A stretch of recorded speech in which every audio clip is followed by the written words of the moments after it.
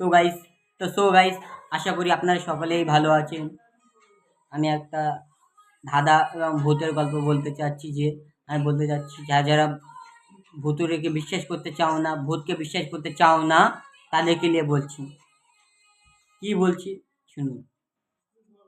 আমি বলতে চাচ্ছি যে যারা ভূত, জিন, পরী কাউকে বিশ্বাস করো না, তাদেরকে আমি বলবো এবং বলতে থাকছি।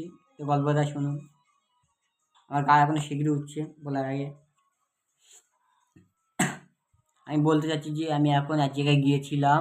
যাওয়ার পরে বাড়িতে এসেছিলাম, তখন রাত 11টা বাজে। আসছি, বাড়িতে আসছি, দেখি দুটো বিড়াল আমাকে পিছন করেছে, ছাড়ছে না। আমি বললাম খুব খারাপ জিনিস, এইটা আমার পিছন করেছে মানে ক্ষতি করতে চায়, ভালো কাজ করতে চায় না। আমি যখন গা শিগগিরই উঠছে, তখন বাড়িতে আসলাম। আসার পরে এই সাদা বিড়ালটা আসলো, কালো বিড়ালটা চলে গেল। সাদা বিড়ালটা মিয়াও মিয়াও করতে লাগলো। আমি তখন দেখেই অবাক, এ কী সর্বনাশ! এই কত দূর থেকে, প্রায় 25 মিনিট ধরে, 25 মিনিট রাস্তা, ওই রাস্তা দিয়ে আমাকে দেখতে দেখতে আসতেছে। আমি দেখে তো ভয় অবাক, এ কী এ কী সর্বনাশ এ কাণ্ড! কত দূর থেকে মাঠের মাঝখান থেকে বিড়াল আসতেছে আমার বাড়ি পর্যন্ত। আমি বললাম এটা কোনো বিড়াল হতে পারে না, এটা বিড়াল কী করে হবে, এটা ভূত হতে পারে, জিন পরি হতে পারে। আমি তখন গরুর গোস্ত চেক করে গরুর গোস্ত গালে দিয়ে ছুঁয়ে দিলাম, ওই গোস্ত না খেয়ে ছুঁত মারলো। আমি এসে দেখি গোস্ত খাইনি।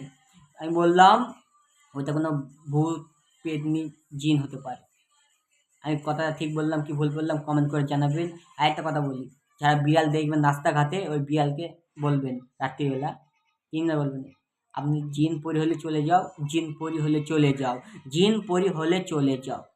যে না যায়, যা পাবে তাইলে মেরে দেবে, কোনো কিছু ক্ষতি হবে না, কোনো গোনা হবে না। অনেকেই বলে বিড়ালকে মারলে গোনা হয়, ক্ষতি হয়।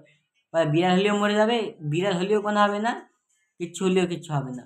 এটাই আমার বলে গেলাম। এই ভিডিওটা শেয়ার করে দেবেন।